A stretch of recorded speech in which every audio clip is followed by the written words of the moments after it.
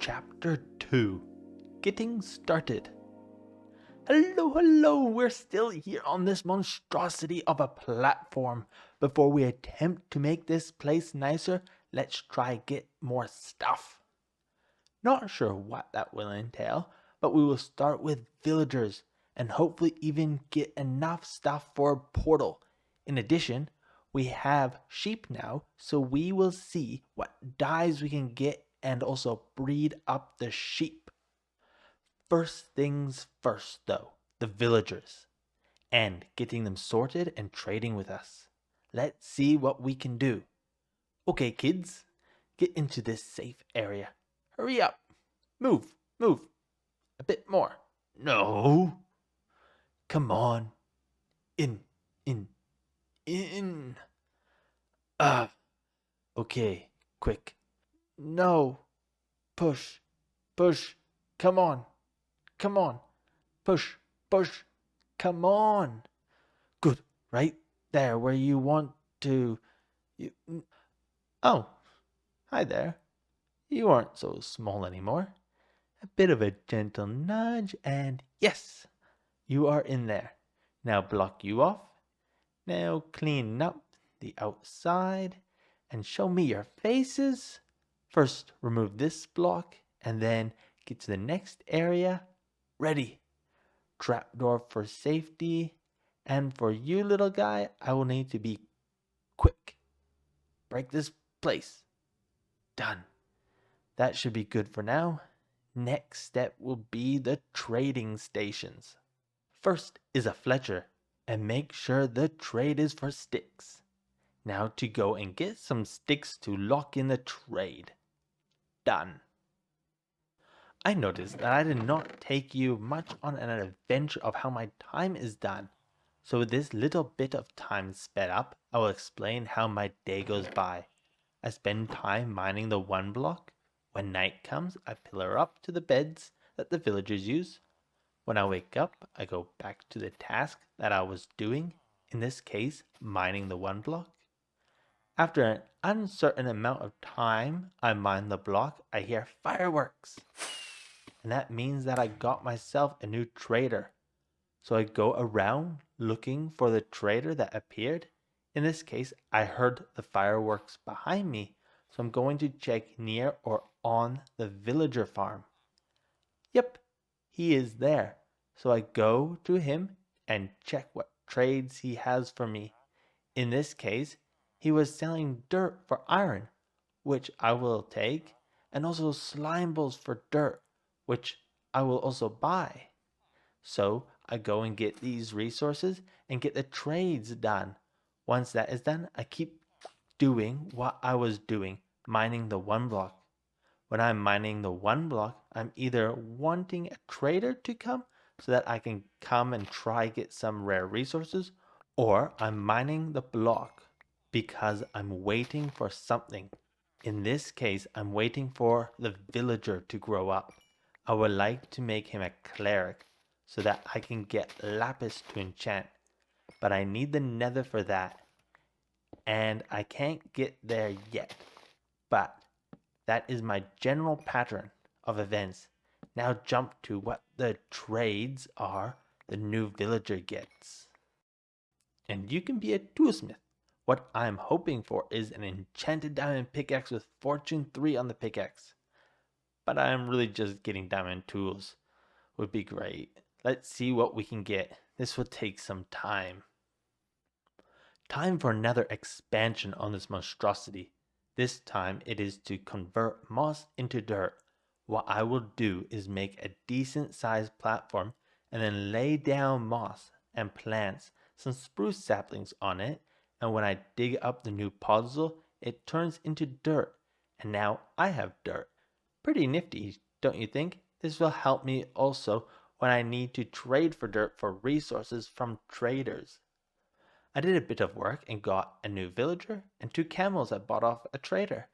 But look at this. I found something interesting. I think this is a special recipe from this world, and I would not have figured it out without a clogged inventory. Anyways, I can make lava through magma blocks, and I can make magma blocks from cobblestone. So in theory, I can make infinite lava and infinite magma blocks. That is exactly what I need to go to the Nether and get blaze rods for a cleric. With some buckets of water, I don't even need to make obsidian and mine it. I can simply craft it. So efficient. Portal is built and I even did the corners. Now, moment of truth. Is the Nether also a void?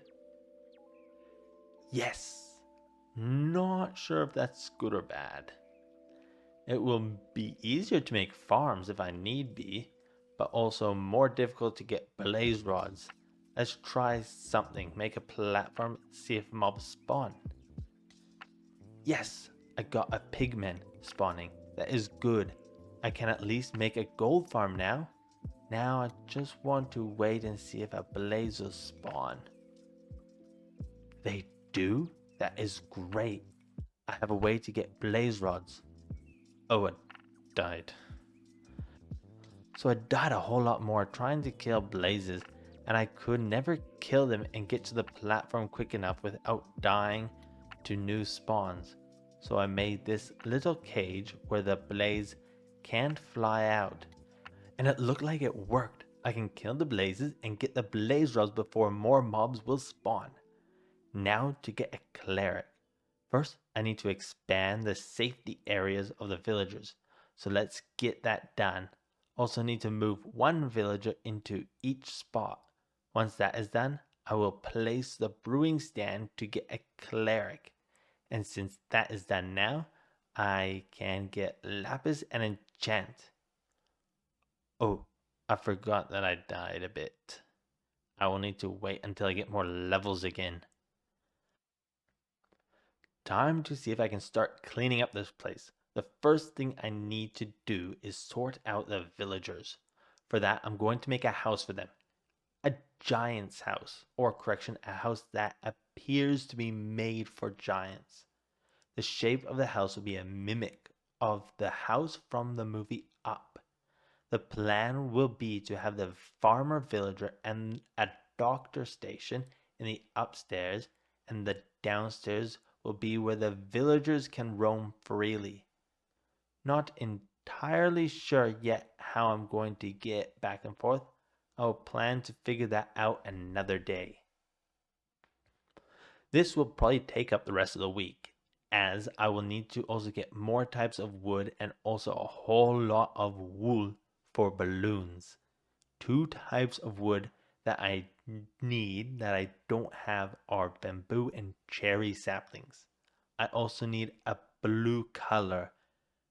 I first thought that I might use warped wood, but that is not the correct color. Instead, I think I'm going to use blue wool.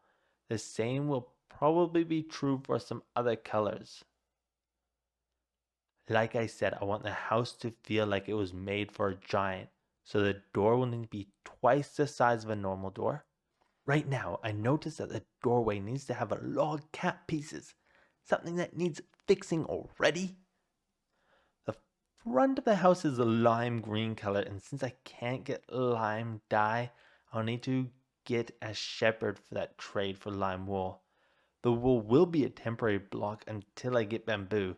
This is just me getting the villagers organized so that I can trade with the shepherds. Been working a bit. Let's see what I have done. To start with, I've gotten a villager with lime wool.